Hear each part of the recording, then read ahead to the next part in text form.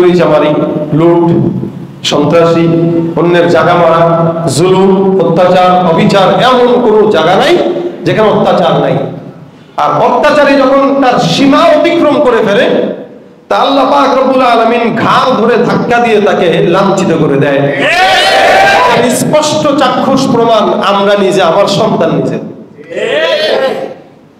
আমরা হয়তো যুদ্ধ ৭১ দেখি নাই, কিন্তু আসল যুদ্ধ আমরা দেখেছি, আমার সন্তান দেখেছে। জালেমদের পরিণতি এরকমই হয়, যারা নিজেদের সীমা অতিক্রম করে সামনে আগায়। বাংলাদেশের জনগণ, ছাত্র সমাজ, আপামর মুসলমান জনতা ঐক্যবদ্ধ হওয়ার দ্বারা যে কতটুকু ফায়দা, এটা এবার দেখিয়েছে। এই ঐক্য যদি না হতো, বাংলার মানুষ দিন যত যেত মাজলুম হতেই থাকতো, জালেমের জুলুমের শিকার হতে থাকতো। এজন্য যেখানেই অন্যায় সেখানেই প্রতিবাদ, ঠিক কিনা? যেখানেই অন্যায় সেখানেই ওই ময়দানেতে যেতে তোমাকে হবে, প্রয়োজনে সব রক্তটুকু জমিনেই ঢেলে দেবে। ওই ময়দানেতে যেতে তোমাকে হবে, প্রয়োজনে সব রক্তটুকু জমিনেই ঢেলে দেবে। তবুও তোমায় লড়তেই হবে, মানিবে না পরাজয়। তবুও তোমায় লড়তেই হবে, মানিবে না পরাজয়। বিপ্লব মানে জীবন দেয়া, বসে থাকা নয়, সে কোনদিন আসবে না রে, করো যদি ভয়। আবু সাইদ যদি বুকটা না পারত, ভয় পেত, এই স্বাধীনতা আসতো না। তার বুকের গুলির রক্তের উপরেই বাংলার স্বাধীনতা এসেছে। এই স্বাধীনতা টিকিয়ে রাখার দায়িত্ব আপনার আমার, ঠিক কিনা? এজন্য আমরা চাই সুস্থ একটি বাংলাদেশ, শান্তির একটি বাংলাদেশ, ইসলামের একটি বাংলাদেশ। আজকে দেখেছি, দিলে শান্তি লেগেছে। এক সময় মাওয়ার এক্সপ্রেস হয়েছিল বঙ্গবন্ধু এক্সপ্রেস হয়ে, আজকে দেখেছি জাতির পিতা ইব্রাহিম আলাইহিস সালাম এক্সপ্রেস হয়ে। আল্লাহু আকবার। প্রত্যেকটা জায়গায় জায়গায় যদি এই সূচনা ধরেই ইসলামী স্থাপনাগুলো হয়, ইনশাআল্লাহ আগামীর বাংলাদেশ ইসলামের বাংলাদেশ হয়ে যাবে। এটা আমরা আবদার রাখি, যারা আমাদের এই দেশের নতুন স্বাধীনতা কেড়ে এনেছেন, তাদের কাছে আমাদের প্রাণের দাবি, এরা যেন এই সৌন্দর্যটা ধরে রাখতে পারে। আর যদি ক্ষমতার কারণে এরাও যদি আগের মতো হয়, বাংলার নতুন সূর্য সেনা আবার তাদের বিরুদ্ধেও নামতে দেওয়া করবে। কারণ আমরা শিখে গেছি যে আন্দোলন করলে কাজে হয়, এবং এই আন্দোলন একা করা যাবে না, সবাই মিলেই।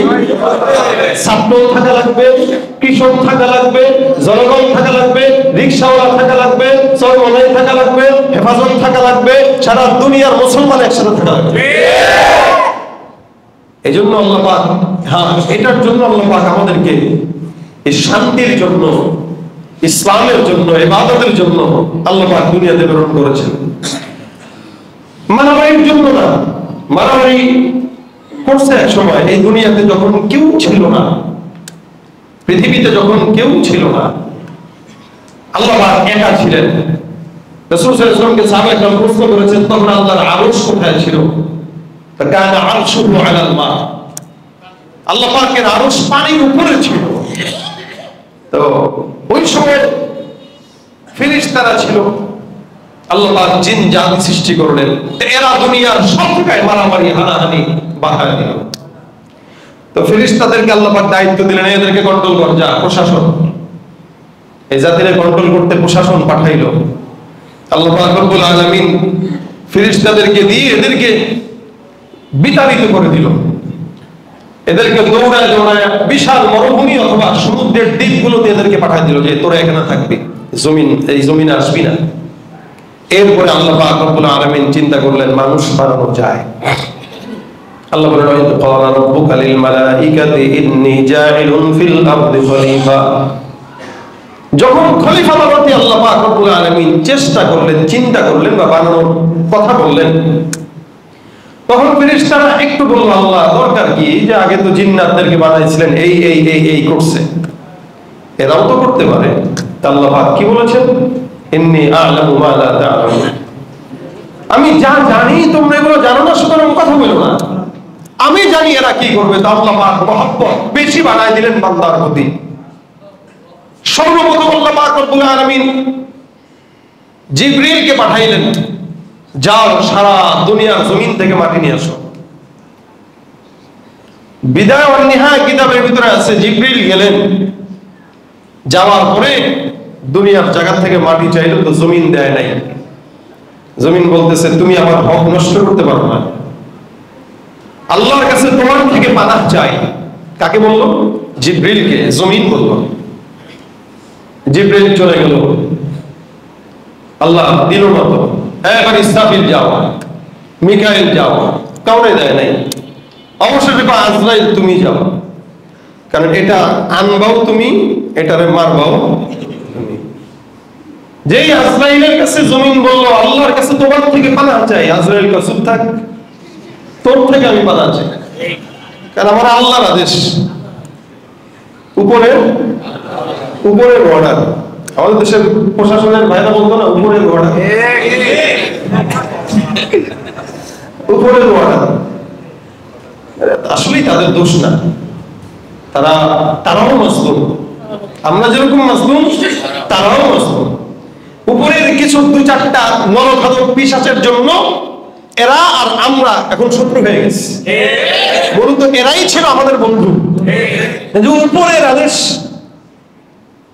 উপরের আদেশের চাইতে বড় উপরের আদেশ যদি পালন করতো, তাহলে তার উপর যে আছে ও লুঙ্গি খুলে ধরানো লাগতো। ইবনে তাইমিয়া রাহমাতুল্লাহ আলাইহির কাছে একজন জেলা ওনাকে একদিন ধরছে, গ্রেফতার করছে।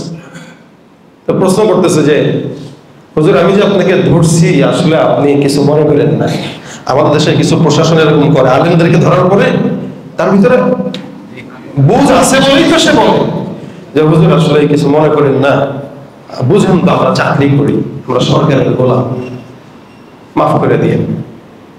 তো হযরত বলতেছেন,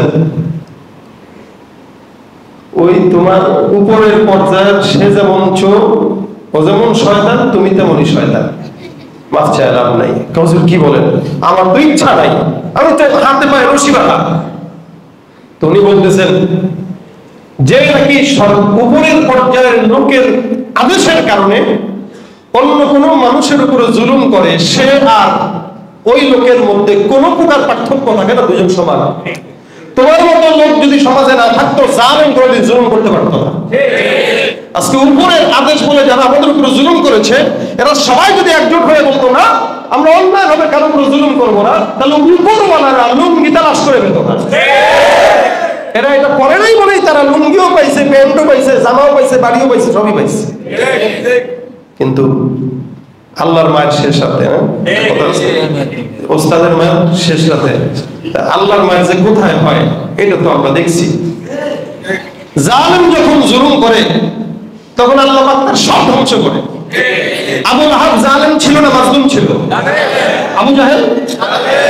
আচ্ছা, আল্লাহ পাক আবু লাহাব রাসূলকে কত কষ্ট দিয়েছে। সবার প্রথম নবী করিম সাল্লাল্লাহু আলাইহি ওয়াসাল্লাম যখন সাফা পাহাড়ে উঠছে, ওইটা বলতেছেন, আইয়ুহাস সাবা, এ ভাইরা একটা কথা শোনো। কি কথা? আমি যদি বলি পাহাড়ের চিপায় শত্রু আছে, বিশ্বাস করবা? অবশ্যই। আচ্ছা, তাহলে আমি বলতেছি, তোমাদের সামনের দিন খারাপ আসতেছে, আমি আল্লাহর রাসূল, আমাকে তোমরা মানো, আল্লাহ বিশ্বাস করো, ইয়াকিন করো। সর্বপ্রথম কেউ কথা না বললেও আবু লাহাব কথা বলছে। আর আবু লাহাব ছিল কে? রাসূলের। এই যে বুঝছেন, ঘরের মানুষ বেশি বিপদে ফেলায়। বাইরের লোক এসে আপনারা ক্ষতি করবে না, ঘরের লোক ক্ষতি করবে। আবু লাহাব ঘরের লোক, সে বিপদে ফেলছে। সে গায়ে পাগল, তাব্বান লাকা ইয়া মুহাম্মদ আলী হাদা দাউতানা, তোমার ধ্বংস হোক, এই কারণেই তুমি ডাকছো। কত বড় জালেম! রাসূলকে বিভিন্ন ভাবে আবু লাহাব কষ্ট দিচ্ছে। আল্লাহ পাক কি করছেন? আল্লাহ পাক আয়াত নাযিল করছেন, সূরা তাব্বাত ইয়াদা আবি লাহাবিন ওয়া তাব্বা মা আগনা আনহু মালুহু ওয়া মা কাসাব সায়াসলা নারুন যাতা লাহাবিন ওয়া ইমরাতুহু হাম্মালাতাল হাতাব ফি জিদিহা হাবলুম মিন মাসাদ। এখানে আল্লাহ পাক তিনটা জিনিস বলছেন, যে আবু লাহাবকে ধ্বংস করছি, মা আগনা আনহু মালুহু ওয়া মা কাসাব, ওর যা ধন সম্পদ আছে এগুলো ধ্বংস করছি। আবার তার বিবির কথা, সায়াসলা নারান যাতা লাহাবিন ওয়া ইমরাআতুহু, তার বিবির কথা বলছেন। তার মানে জানেন যে আল্লাহ তারেও ধ্বংস করবে, তার সম্পদ ধ্বংস করবে, তার বউ বাচ্চারও ধ্বংস করবে। তাহলে আমাদের বাংলাদেশে যারা এতদিন জুলুম করছে এরাও দেশে নাই, এদের বউ বাচ্চাও নাই, এদের বাড়ি ঘরও ঠিক নাই, আসেনি না? এদেরকে আমি কইছি, আল্লাহ বলছি, আমি মিলাই দিচ্ছি আর কি। হ্যাঁ, এটা তাফসীর। তো জুলুম যদি করেন আগে বুঝে নিবেন যে 10 বছর পর আমিও থাকবো না, আমার এই যে 20 তলা বিল্ডিং, গার্মেন্টস, বিশাল বড় কারখানা এগুলোও থাকবে না, আমার বউ থাকবে না, বাচ্চাও থাকবে না। এটা ধরে নিয়ে এরপর যত মন চায় জুলুম করেন, কোনো সমস্যা নেই। কিন্তু জুলুম করার আগে 24 সালের 35 জুলাইয়ের কথাটা একটু ভাইবেন, তাহলে জুলুম করার স্বাদ মিটে যাবে ইনশাআল্লাহ। এজন্য জালিমদের 3টা জিনিস নষ্ট হয়, ওর নিজে নষ্ট হয়, ওর পরিবার নষ্ট হয়, ওর সম্পদ নষ্ট হয়। যেমন ভাবে আবু লাহাবের এই 3টা জিনিস নষ্ট হয়েছে, এমনকি ওদের নাম নিশানাও থাকে না, থাকলেও ঘৃণা ধরে থাকে। যেমন আবু জাহেলের কবর যেখানে, ওই জায়গায় হাজিরা যখন যায় বদরে, তখন তো ওখানে কেউ তো আবেগের ঠেলায় প্রস্রাব করে দেয়, কেউ লাফায়, বাচ্চারা যেভাবে লাফায় খাটের নরম গদি পাইলে। তো আমাদের দেশের কিছু মুসলমানের আবু জাহেলের কবর পাইলে কবরের উপরে নরম গদি মনে করে লাফায়, যে এখানে যত পাড়া দিব তত সওয়াব। আর হাজী সাহেবরা যখন মক্কায় যায় হজ করতে, আগে খুঁজে যে আবু জাহেলের বাসা কোনটা ছিল, পায়খানাটা ধরছে একটু ওখানে যায় দেখেন। কারণ কি, আবু জাহেল রাসূল করিম সাল্লাল্লাহু আলাইহি ওয়াসাল্লামকে এত জুলুম করছেন, চাইছে রাসূলের নাম মিটাই দিতে। আল্লাহ কয় রাসূলের নাম তো মিটবে না, বরং তোরটা মিটবে, তোর সবকিছু মিটবে, তোর বাসাটাকেও পর্যন্ত হাজী সাহেবদের পায়খানা বানাই দিচ্ছি। সারা বিশ্বের মুসলমান সেখানে যায় এখন বাথরুম করে। সে চাইছে রাসূলের নাম মিটাই দিতে। আজকে সারা বিশ্বের ঘরে ঘরে প্রত্যেকটা মুসলমানের নামের শুরুতে মুহাম্মদ আছে না নাই? আল্লাহ পাকের ফয়সালা এটা। যাই হোক, আল্লাহ পাক রব্বুল আলামিন আজরাইলকে মাটি নিতে বললেন, উপরের অর্ডার আর আজরাইল শুনে নাই। আমার উপরের যিনি অর্ডার দিছে আমি তার অর্ডার শুনবো, তোর অর্ডার শুনবো না, দে তাড়াতাড়ি দে। সারা দুনিয়া থেকে মাটি নিছেন, আফগানিস্তান, তুর্কিস্তান, নাইজেরিয়া, এরপরে লেবানন, ফিলিস্তিন, America, India, London, Bharat, Bangladesh, সব জায়গার মাটি নিয়ে গোল করছে। মাটি যদি একসাথে 20টা কালার হয়, আর সেটা গোল করা হইলে কোনো জায়গায় সাদা, কোনো জায়গায় এক কালার, কোনো জায়গায় আরেক কালার থাকবে। এই মাটি দিয়ে আল্লাহ পাক রব্বুল আলামিন আমাদেরকে বানাইছেন, যার কারণে আমি সাদা, আপনি কালো, আরেকজন লাল, আরেকজন এরকম।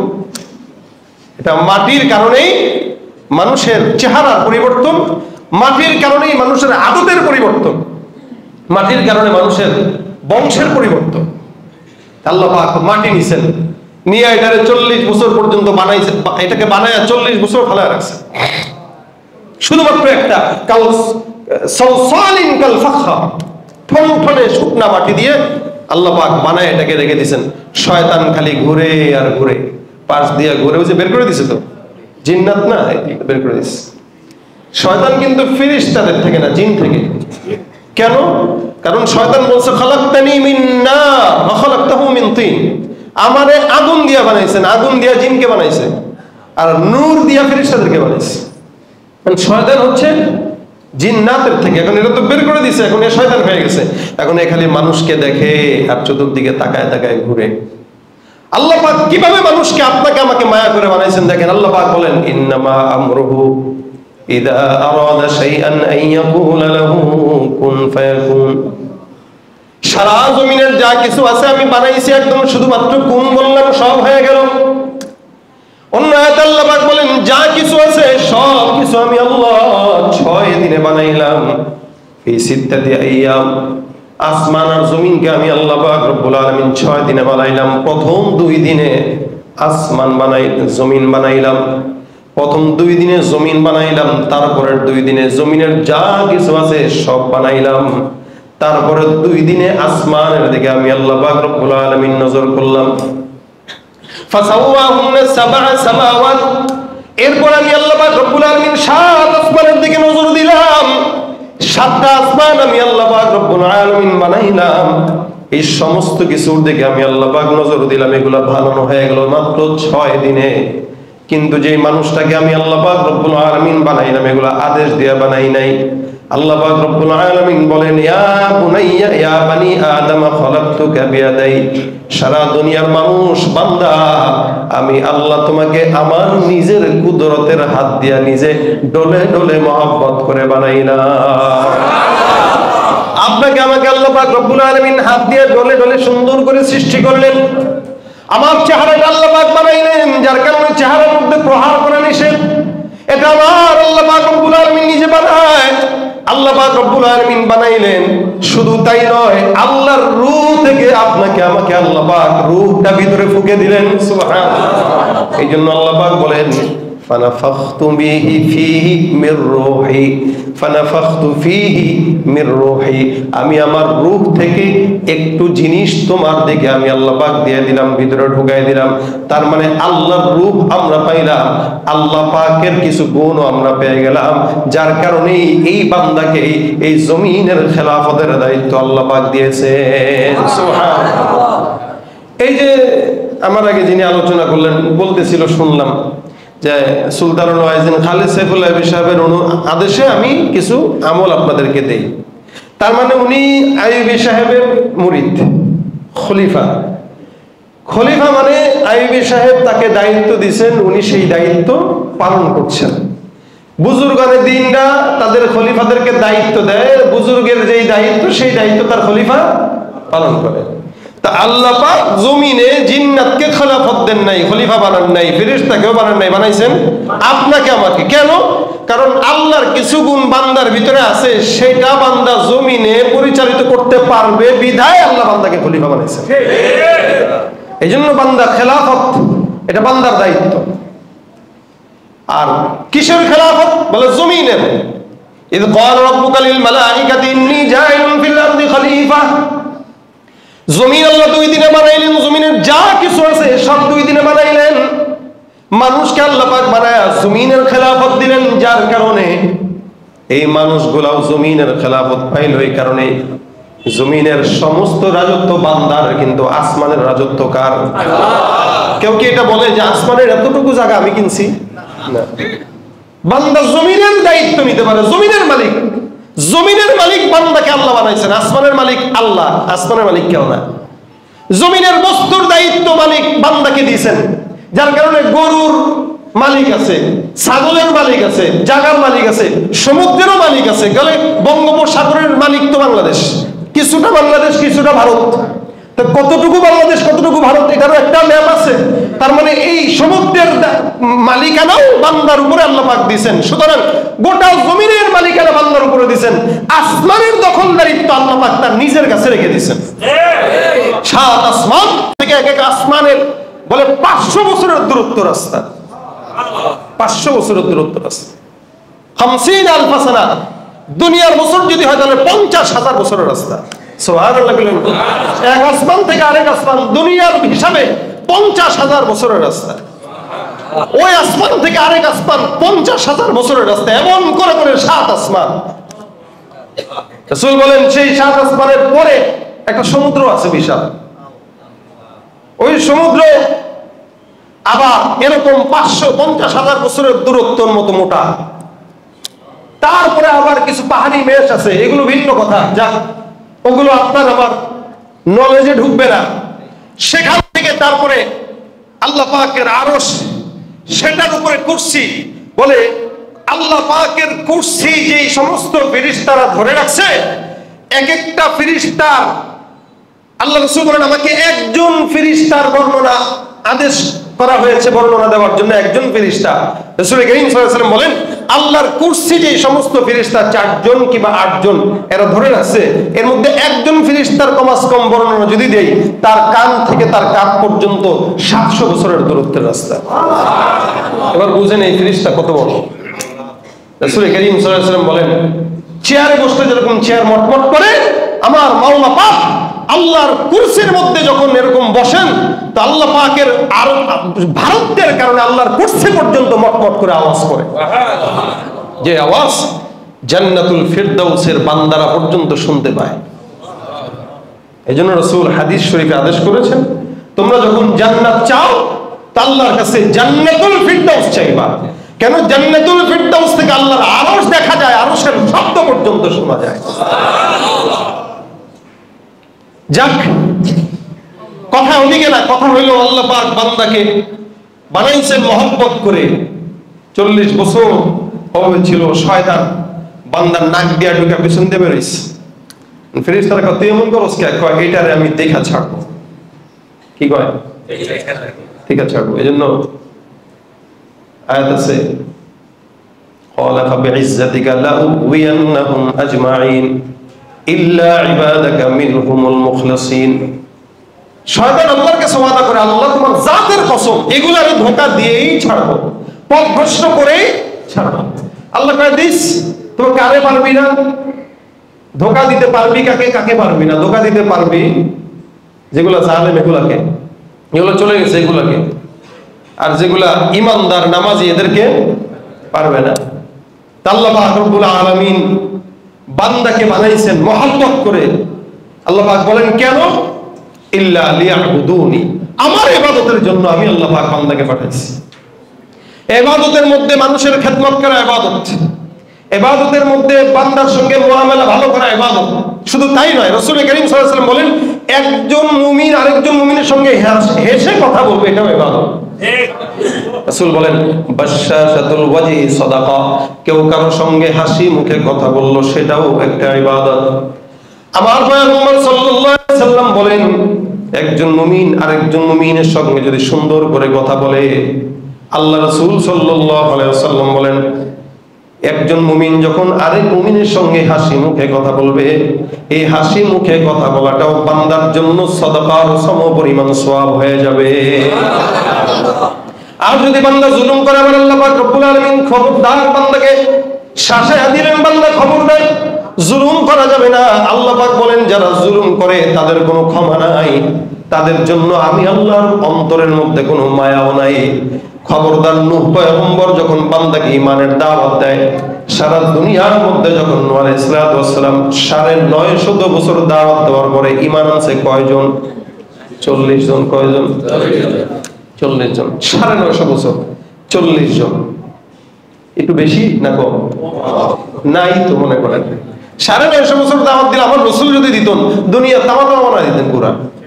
কারণ 23 বছরের নবুয়তের জিন্দেগিতে নবী করিম সাল্লাল্লাহু আলাইহি ওয়াসাল্লামের বিদায় হজের ভাষণে 1.5 লক্ষ সাহাবা একরামের দাওয়াত ছিল।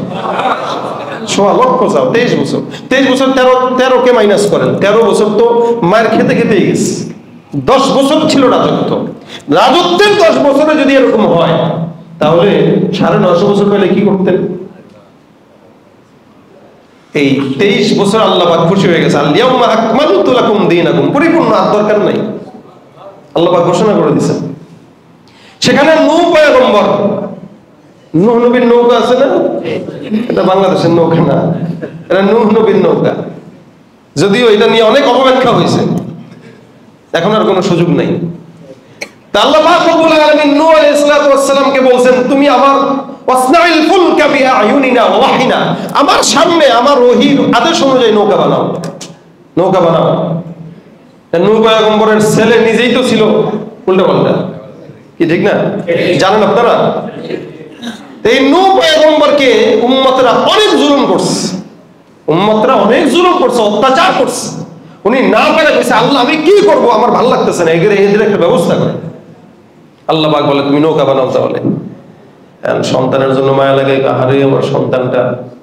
আল্লাহ কয়, তো জানেন, ওয়ালা তুখাতিবনি ফিল্লাযীনা যালামু ইন্নাহুম লামুগরাকুন, জালেম যারা তাদের ব্যাপারে কোনো সুপারিশও চলবে না, ঠিক কিনা? আদেশটা কার? আল্লাহ। তুখাতিবিনি ফিল্লাযিনা যালামু, যারা মানুষের উপর জুলুম করে এই সমস্ত জালেমদের ব্যাপারে আল্লাহর কাছে কোনো সুপারিশও চলবে না। এলাকার মধ্যে কেউ জুলুম করছে, 10 বছর 15 বছর জুলুম ইচ্ছা মতো করছে, এখন আপনি সুন্দর করে বলতেছেন ভাই তারা একটু মাফ করে দেন না, থাক না, কোনো সুপারিশ দরকার, যে জুলুম করছে ওর বিচার হওয়া লাগবেই। আবারও যদি আসে, আবারও যদি মাফ চায়, মাফ চাইলে সেটা কি পরিমাণে বলো সেটা তো পরের হিসাব। বাকি যদি যে তার জুলুমের উপরে থাকে আর মন মানসিকতা অমনই থাকে, তাহলে তার ব্যাপারে কোনো সুপারিশও চলবে না, ক্ষমাও চলবে না। আদেশ দিয়েছেন আল্লাহ, ওয়ালা তুফাতিবনি ফিল্লাযিনা যালামু, নূহকে আল্লাহ পাক বানাইতে বললেন নৌকা, নৌকা বানাইলেন নবী, তার সন্তানের ব্যাপারে দোয়া করছেন, আল্লাহ নিষেধ করলেন খবরদার নিজের সন্তান, যদিও নিজের সন্তানের ব্যাপারে কোনো স্বজন প্রীতি চলবে না, স্বজন প্রীতি ইসলাম পছন্দ করে না। অন্যায় যে করবে, যে আর অন্যায় সইবে, এরা সমান অপরাধ, এরা দুজনই জালেম। এবার আমার এই জন্য আল্লাহ পাক রব্বুল আলামিন কোরআনের মধ্যে আয়াত নাযিল করেছেন। লোকমান হাকিম উনি তার সন্তানকে সুন্দর করে ওসিয়ত করেছেন, ইয়া বুনাইয়া লা তুশরিক বিল্লাহ ইন্নাশ শিরকা লাযুলমুন আযীম। বাচ্চা মনে রাখবা, শিরক করা যাবে না, এটা অনেক বড় জুলুম। জুলুমের অনেক প্রকার আছে, সবচেয়ে বড় প্রকার হলো জুলুম আল্লাহর সঙ্গে কি করা, শিরক করা। আমাদের এই বাংলাদেশে অনেক শিরিক চলছে, অনেক শিরিক চলছে, প্রকাশ্যে অপ্রকাশ্যে, আর এটা সবচেয়ে বড় জুলুম। রাসূল বলেন জুলুম যুলুমাতুই ইয়াউমাল কিয়ামা, কিয়ামতের ময়দানে সবচেয়ে অন্ধকার হবে জুলুম দেখা দিবে। আর মাজলুম, যে মাজলুম কত বড়, এই জন্য আমাদের উস্তাদরা বলতেন বাবা মাজলুম হয়েও জালেম হয়েও না। কেন? মাজলুমের দোয়ার আল্লাহর আরশ, আল্লাহর সাথে মাঝখানে কোনো পর্দা থাকে না, কোনো পর্দা থাকে না। মাজলুম দোয়া করে আল্লাহকে কবুল করে নেয়। হ্যাঁ, রাসূল বলেন হয়তো এটা একটু সময় লাগে, কিন্তু এটা মেঘের মধ্যে ঝুলন্ত থাকে। আল্লাহ পাক বান্দাকে যখন কল্যাণ মনে করে, বান্দার জন্য দোয়াটা ফলায় দেয়। দেখেন 8 বছর ধরে, 9 বছর ধরে, 10 বছর ধরে একজন আয়না ঘরে ছিল, কত বড় কথা, কত বড় কষ্ট হলে বলতে পারে যে এত বছরের চোখের পানি যা গামছা দিয়ে মুছলাম, এগুলো যদি থাকতো তাহলে একটা দিঘি হয়ে যেত। কত পরিমাণে এই মাজলুম ব্যক্তির আল্লাহর কাছে কাঁদছে, আল্লাহর আরশ তো কেঁপে গেছে, টিকে থাকবে ক্ষমতা কিভাবে? যদি জুলুম না করতো, ওলামা ইকরামদেরকে ধরে ধরে জেলখানায় ভরে রিমান্ডে না দিত, সাধারণ জনগণকে অত্যাচার না করত, 100 বছর ক্ষমতায় থাকলেও আমাদের কোনো আপত্তি ছিল না। জুলুম করে, মানুষের উপর অত্যাচার করে এই জমিনে ফেরাউন টিকে নাই, আর ছোট ছোট ফেরাউনের চেলা চামুন্ডা তো টিকবে না, এটা স্বাভাবিক কথা। নমরুদ কিভাবে মারা গেছে? আচ্ছা, নমরুদ কি মশার চেয়ে বড় ছিল না? একটু না, অনেক বেশি। কত বড় শয়তান, এত বড় শয়তান রে আল্লাহ পাক চিন্তা করছে।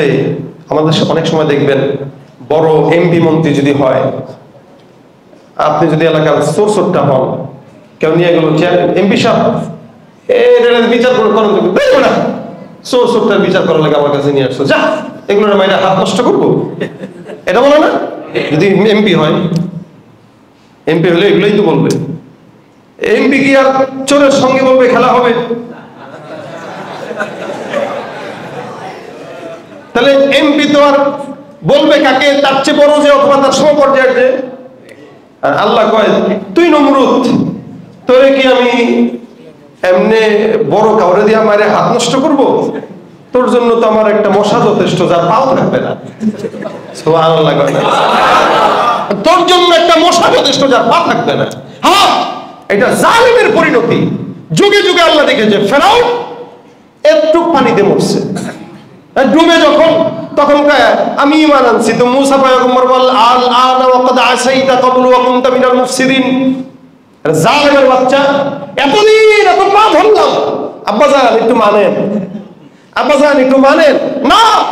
আমি খারাপ, আমার এই করুন সেই করেন, আর এখন ডুবতেছেন, এখন মনে হয়েছে যে ইমান আনবো না, এখন আর সুযোগ নাই, শেষ 45 মিনিট সময়ের শেষ মূল্য, এখন আর টাইম নাই, হয়তো যাইতে হবে না তো মরতে হবে। তো তোমারও তো কিছু সময় থাকে। ফেরাউনকে আল্লাহ দেখাইছে, নমরুদকে আল্লাহ দেখাইছে, সাদ্দাতকে আল্লাহ দেখাইছে, যুগে যুগে আবু জাহেল, উতবা, সাইবা, আবু লাহাবকে দেখাইছে। সুতরাং জালেম হওয়ার চাইতে মাসলুম হন, আপনার দোয়া কবুল হবে, আল্লাহর সাথে আপনার সম্পর্ক গভীর হবে, মরলে সাথে সাথে জান্নাত পাবেন। কিন্তু জালেম যদি হন, দুনিয়াও লাঞ্ছিত, সম্পদও শেষ, বিবি বাচ্চাও শেষ। এজন্য জালেম হওয়া যাবে না। এখন বর্তমান সময়েও অনেকে জালেম হচ্ছে, অনেকের বাড়িঘর ভাঙতেছে, এখনো অনেকের দোকানপাট লুট করতেছে, এখনো অনেক মানুষের সম্পদ গ্রাস করতেছে, রাত্রিবেলা ডাকাতি করতেছে।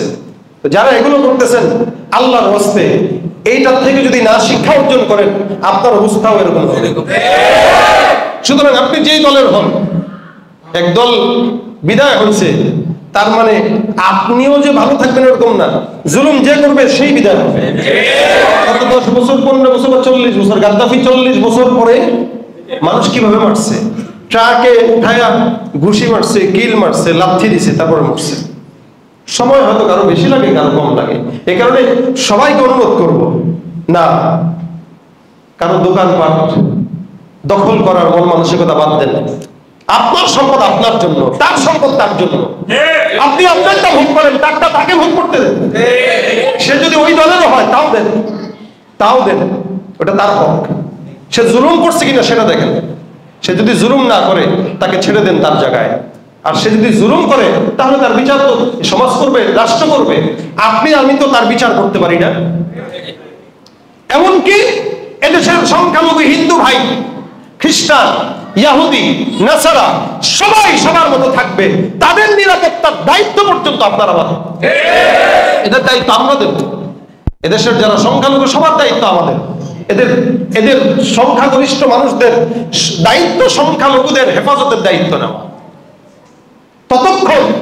যতক্ষণ তারা আমাদের বিরুদ্ধে না যায়, ইসলামের বিরুদ্ধে না যায়। যদি ইসলামের বিরুদ্ধে যায়, সংখ্যাগরিষ্ঠ কেউ হইলেও তার বিরুদ্ধে আমরা যাওয়া ইমানের দাবি।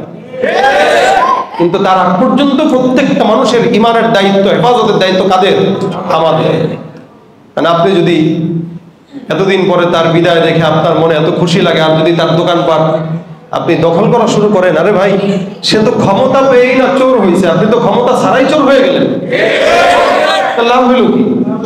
সে আর আপনার ভিতরে পার্থক্য কোথায়? এই কারণে কেউ কারো উপর জুলুম করবেন না, কেউ কারো উপর জুলুম করবেন না। সময় পরিবর্তন হতে আল্লাহ বেশি সময় নেন না, এটা আমরা দেখেছি। যেহেতু জালেমের অন্তর্ভুক্ত যেন না হয়, সেদিকে খেয়াল রাখতে হবে। ইনশাআল্লাহ পারবো তো? 1 নম্বর জুলুম হচ্ছে ইন্না শিরকা লাযুলমুন আযীম, আল্লাহর সঙ্গে শরীক করা। আরেক নম্বর জুলুম হইল মানুষকে কষ্ট দেওয়া। আরেকটা জুলুম হইল আল্লাহর উপরে মিথ্যা অপবাদ দেওয়া, আল্লাহর কোরআনকে অস্বীকার করা। আরেকটা জুলুম হইল গুনাহের মাধ্যমে জুলুম করা, গুনাহের মাধ্যমে। এই কারণে আল্লাহ পাক শিখিয়েছেন, রব্বানা যালামনা আনফুসানা ওয়া ইল্লাম তাগফির লানা ওয়া তারহামনা লানাকুনান্না মিনাল খাসিরিন। এগুলো জুলুম। জুলুম থেকে আল্লাহ পাক বান্দাকে হেফাজতের জন্য দোয়া করতে বলেছেন, বান্দা জুলুম থেকে হেফাজত চাও। এই জন্য কাউকে কষ্ট দিব না, কারো হক নষ্ট করব না, কাউকে মন্দ কথা বলবো না, চুরি করব না, এমন কোনো কাজ করবো না, জুলুমের অন্তর্ভুক্ত। সুতরাং এই কাজগুলো থেকে যদি আমরা বাঁচতে পারি, তাহলে আল্লাহর ইবাদত খাঁটি পুঙ্খানু হবে। এগুলো ইবাদত, জুলুম না করা ইবাদত। এখানে যারা আছেন প্রত্যেকেই ক্ষমতা পান বা না পান, আপনার ক্ষমতা পাওয়ার থাকুক বা না থাকুক, থাকলে তো করবেনই না, না থাকলেও কারো উপর জুলুম করবেন না, মাজলুম হন, জালেম হবেন না। আল্লাহ পাক যেন এটা আমাদেরকে মানার তৌফিক দান করে, বলে না। কারণ আমরা দেখেছি পরিণতি কি। এই ছোট্ট একটা আন্দোলন থেকে যে এটা এত দূরে যাবে, এটা কেউ কোনোদিন আমরা কল্পনা করতে পারিনি। কেউ কোনোদিন হ্যাঁ, সবকিছু ঠিক থাকতো যদি আমার সোনার ছেলেদের বুকে গুলি না ছুটতো। আবু সাঈদ তার রক্ত মাখা বুক দিয়ে দেখিয়েছে যে রক্তের উপরেই মুমিনের বিজয়, স্বাধীনতার বিজয় আসতে বাধ্য হয়। এখন আর জুলুম করার সময় না, এখন সুন্দর বাংলাদেশ গড়ার সময়। মসজিদে মসজিদে আলহামদুলিল্লাহ আমরা ওই যে বললাম না, দেখলাম জাতির পিতা এক্সপ্রেসওয়ে, এভাবে যদি প্রত্যেকটা স্থাপনাগুলো এই আসতে যায়, দেখলাম এখানে আপনাদের এই চারসারা পার হয়ে না, এই ডিআইটি মসজিদের পরে একটা সুন্দর চত্বর, আল্লাহর নাম লেখা। হ্যাঁ, খুব ভালো লাগছে এই চত্বরটা দেখে। বাংলাদেশের প্রত্যেকটা জায়গায় যদি এরকম এরকম একটা চত্বর হয়ে যায়, তাহলে আলহামদুলিল্লাহ, তাহলে মনে হবে বের হইলেই যে না, এদেশ ইসলামের দেশ। এখন তো আলহামদুলিল্লাহ এটা আর ভয় নাই যে বসে কথা বলতে গেলে পাশে সভাপতি আছে কিনা, কি বলেন, ঠিক না? এ ভয় তো আর নাই। কারণ ওলামায়ে একরাম মাহফিলে কথা বলতো, ইসলামের কথাই তো বলতো, হকের কথাই তো বলতো। এখন সেখানে একটু বিরুদ্ধে গেলেই কইতো কি রাষ্ট্রদ্রোহী কথা, বিরুদ্ধে গেলেই কইতো সরকার বিরোধী কথা। তার মানে সরকার বিরোধী কথা তার কাছে খারাপ লাগে, আল্লাহ বিরোধী কথা তার কাছে ভালো লাগে। যার কাছে আল্লাহ বিরোধী কথা ভালো লাগে, ও তো আল্লাহর বান্দা হওয়ার যোগ্যতা রাখে না। এই জন্য ভাই, আল্লাহর খাঁটি বান্দা হওয়ার চেষ্টা আমরা সবাই করবো ইনশাআল্লাহ। বিশেষ করে একটা জিনিস মাথায়, যেটা থেকে আমরা শিক্ষা, আমি যে জিনিসটা আপনাদেরকে হয়তো খোলাসা করতে পারিনি, অল্পতেই সাধারণভাবে বলেছি, জুলুম।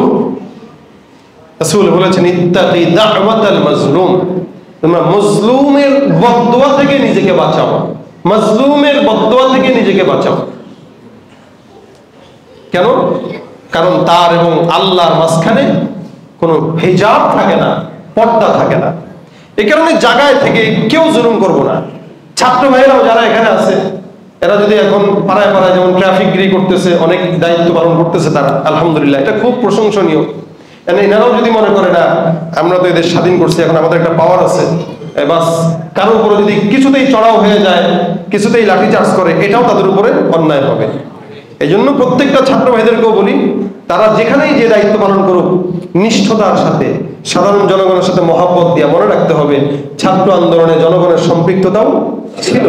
সুতরাং এই জনগণ আমাদেরই, আমরাই তাদের। একসাথে মিলেমিশে মহব্বতের সঙ্গে বাংলাদেশকে যদি একটা সুন্দর রাষ্ট্র হিসেবে করতে পারি, এদেশ ইসলামের পতাকা অবশ্যই